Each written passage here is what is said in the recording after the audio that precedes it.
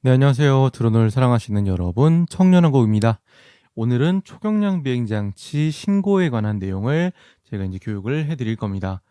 이 신고 파트는 이번 2021년도에 신설된 드론 실명제의 가장 기본이 되는 내용이기 때문에 잘 들어주시면 나중에 비행하실 때 꼭 도움이 되실 겁니다. 자, 이 표는 이 15페이지에서 보시는 여러분들의 이 표는 기체별로 다른 신고 여부에 관한 표입니다. 보기엔 조금 복잡해 보이지만 이 표는 사실 외우는 방법이 있는데요. 첫 번째는 비사업용일 경우에 기체 신고를 안 해도 되는 6가지 기체를 먼저 외우고요. 두 번째는 사업용으로 쓴 모든 기체는 신고를 해야 한다. 기체 신고를 해야 한다는 거. 세 번째로 기체 크기와 중량에 따라서 이 신고 기준이 달라진다는 거 기억을 해주시면 됩니다. 무슨 말이냐면, 자, 보시면 신고 불필요라고 적혀 있는 부분이 있죠. 이거는 초경량 비행장치 중에서 비사업용 그러니까 개인적으로 사용을 할 때 신고를 안 해도 되는 기체들입니다.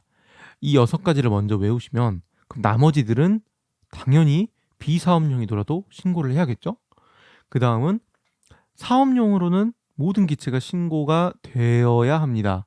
그렇기 때문에 여기도 지금 사업용은 신고가 필요하다 라고 이렇게 6가지도 마찬가지로 되어 있죠. 그 다음에 크기와 중량은 이렇게 무인 비행선처럼 크기와 중량에 따라서 어떤 기체는 비사업용일 때 신고를 안 해도 되고 어떤 기체는 비사업용이라도 신고를 해야 되고 하는 기체가 있습니다. 그래서 첫 번째 순서로는 신고를 안 해도 되는 기체를 6가지를 먼저 외워주시고, 그 다음에 사업용은 모두 기체 신고를 해야 한다는 거, 세 번째는 크기와 중량에 따라서 기체 신고를 하는 방법이, 그러니까 어떤 기체를 해야 되고 어떤 기체는 뭐 기체 신고를 안 해도 되는 그런 기준이 나눠진다는 거 기억을 해주시면 되겠습니다. 이 페이지에서 기억을 해주셔야 할 부분은 이 표에서 이제 외우는 방법.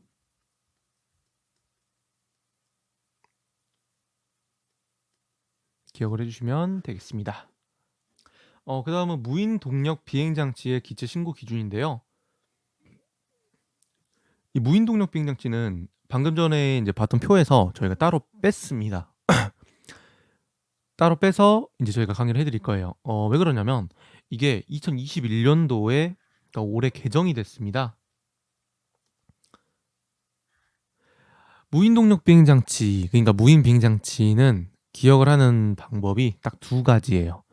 최대 이륙 중량 그리고 2kg. 무슨 말이냐면 다른 기체들 같은 경우에는 무게를 나누는 기준이 죄송합니다.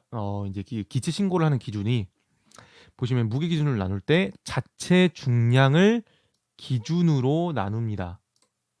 자체 중량을 기준으로. 지금 이런 식으로. 근데 무인 동력 비행장치, 그러니까 우리의 무인 비행장치는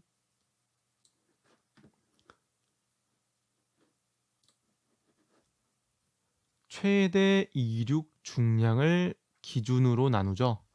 그래서 이 문제가 조금 헷갈릴 수가 있어요. 그래서 첫 번째 최대 이륙 중량. 무인 비행장치는 최대 이륙 중량을 기준으로 나눈다는 거 기억을 해주시고요.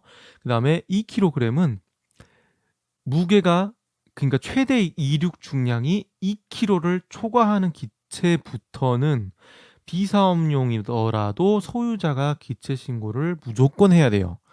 2kg 이하의 기체는 비사업용일 때 기체 신고를 안 해도 되고요. 그리고 마찬가지로 사업용으로 쓸 때는 모든 기체 다 무게 상관없이 신고를 다 해야 됩니다. 그래서 이 페이지에서 여러분들이 기억을 하셔야 될 거는 그러니까 무인 비행 장치를 외우는 방법은 최대 이륙 중량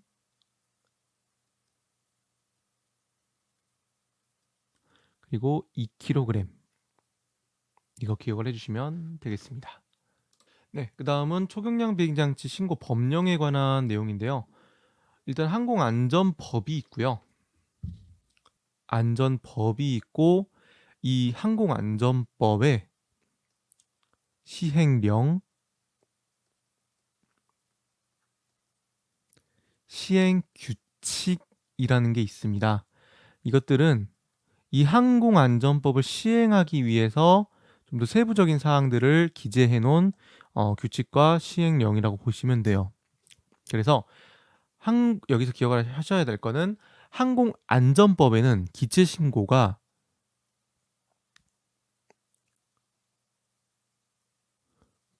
국토교통부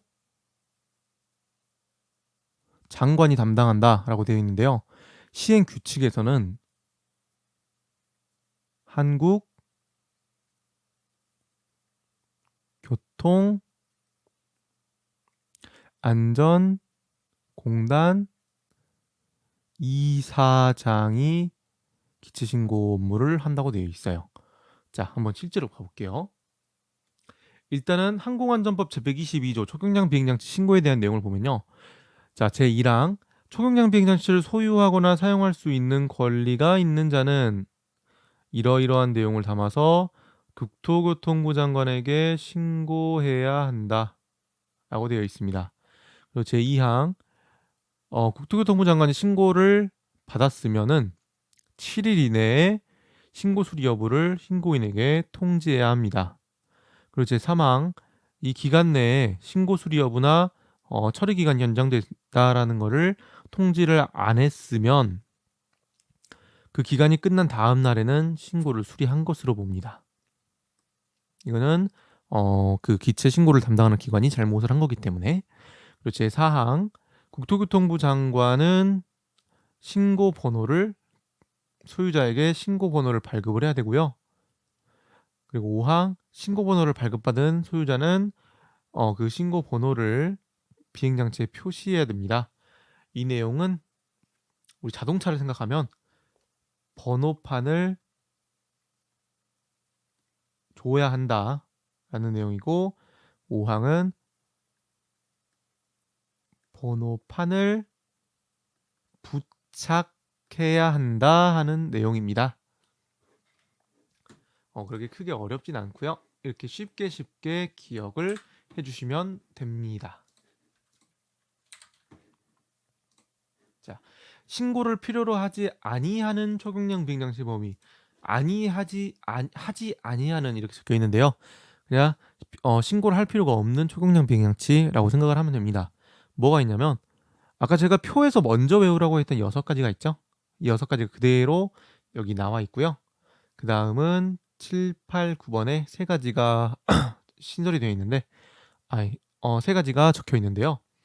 어떤 거냐면 연구기관이 시험, 조사, 연구를 위해서 제작한 초경량 비행장치 판매를 목적으로 제작은 했는데 판매하지 아니한 그러니까 못 팔았고 비행에 쓴 적도 없는 초경량 비행장치는 신고가 필요 없고요. 군사 목적으로 사용되는 장치는 또 필요가 없습니다. 없습니다.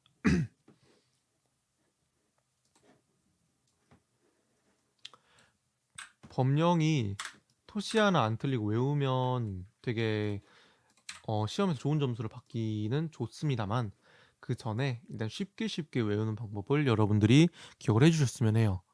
그래야 이제 실제로 공부를 하실 때 도움이 많이 되니까요. 자, 그 다음은 시행 규칙에 대한 내용인데요. 아까 전에 말씀드렸다시피 시행 규칙에는 한국교통안전공단 이사장에게 기체 신고를 해야 된다고 적혀 있죠. 실제로 그런지 한번 보겠습니다. 자, 초경량 비행장치 소유자 등은 안전성 인증 받기 전까지 초경량 비행장치 신고서, 그러니까 비행장치 신고를 한국교통안전공단 이사장에게 제출해야 한다라고 되어 있죠. 이러이러한 내용을 담아서 제2항 교통안전공단 이사장은 신고번호를 받았으면은 신고증명서를 소유자에게 발급해야 되고요. 소유자는 비행 시에 그 신고 증명서를 휴대해야 합니다. 그 다음 한국교통안전공단 이사장은 그 신고 증명서를 발급했다면 신고 대장을 전자적 처리가 가능한 방법으로 작성하고 관리를 해야 합니다. 특별한 사유가 없으면. 그리고 제4항 신고증명서 번호를 표시할 때, 그러니까 장치에 표시할 때는, 그러니까 신고 번호를 표시할 때는 그 표시 방법을 한국교통안전공단 이사장이 정한다 라고 되어 있습니다. 크게 어렵지 않습니다.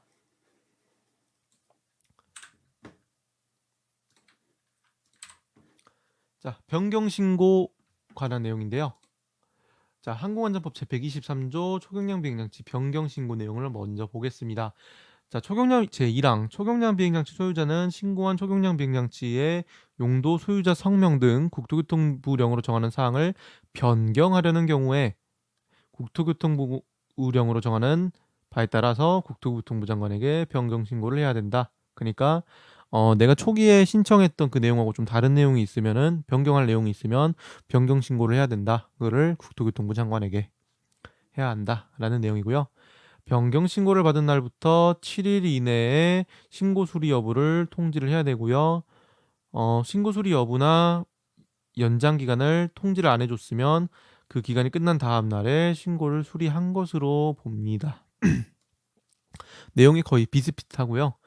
이 제4항은 꼭 기억을 해주셔야 되는데 멸실되거나, 그러니까 기체 장치가 없어져 버렸거나 해체, 그러니까 이제 분해를 해버렸거나 한 경우에는 말소 신고를 해야 되는데 그 말소 신고를 15일 이내에 해야 됩니다. 이 부분 꼭 기억을 해주시고요. 이게 왜 중요한지는 그 다음 내용에서 알려드릴게요.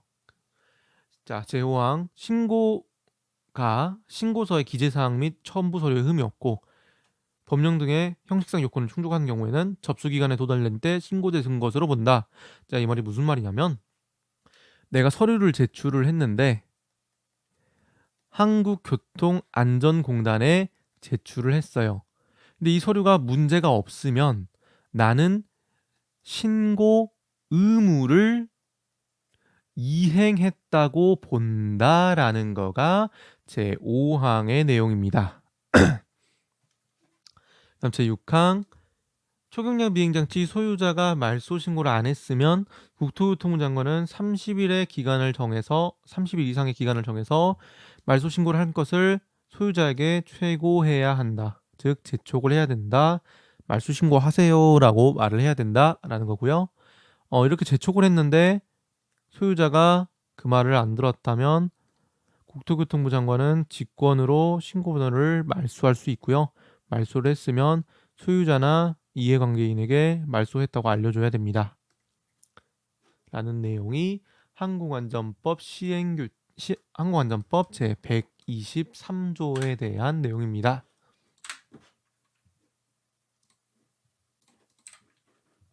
자, 변경신고 그리고 말소신고에 관한 내용인데요.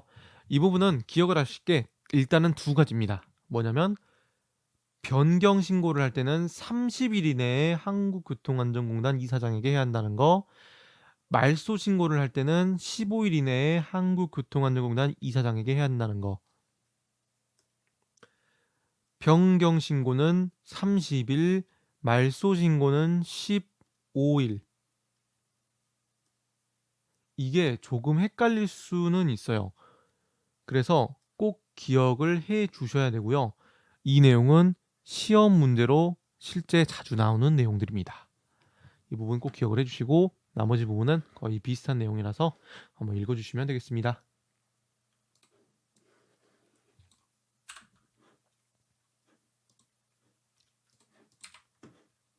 자, 이 다음 페이지 내용은 신고 번호를 표시할 때 표시 위치에 관한 내용인데요. 이 내용들은 이제 뭐 사실 외워주면 좋긴 한데 일단은 그 전에 있는 법령 내용들을 먼저 외워주시고 그 다음에 외워주세요.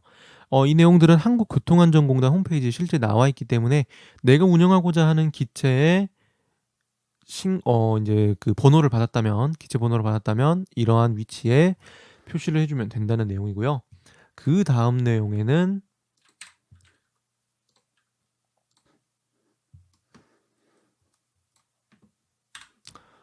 표시를 할 때 어떻게 표시를 해야 되는지 내용이 적혀 있습니다. 신고 번호는 왼쪽에서 오른쪽으로 배열하고 날개에 표시할 때는 신고 번호의 가로 부분이 진행 방향을 향하게 하고 신고 번호를 동체에 표시하는 경우에는 가로 부분이 지점과 수평하게, 회전익 비행 장치 동체 아랫면에 표시하는 경우에는 동체의 최대 횡단면 부근에, 그리고 신고 번호 윗부분이 동체 좌측을 향하게 표시한다. 이렇게 표시를 하면 됩니다. 그리고 이 밑에 내용은 신고 번호의 이제 문자나 숫자의 크기를 이렇게 이제 적어 놓은 내용인데요. 이 부분이 지금 표가 조금 오류가 났는데요. 이제 크게 신경은 안 쓰셔도 됩니다. 이 부분은 수정해서 다시 한번 올려드리겠습니다. 그리고 신고 번호를 사실 규격대로 표시할 수 없는 경우도 있어요.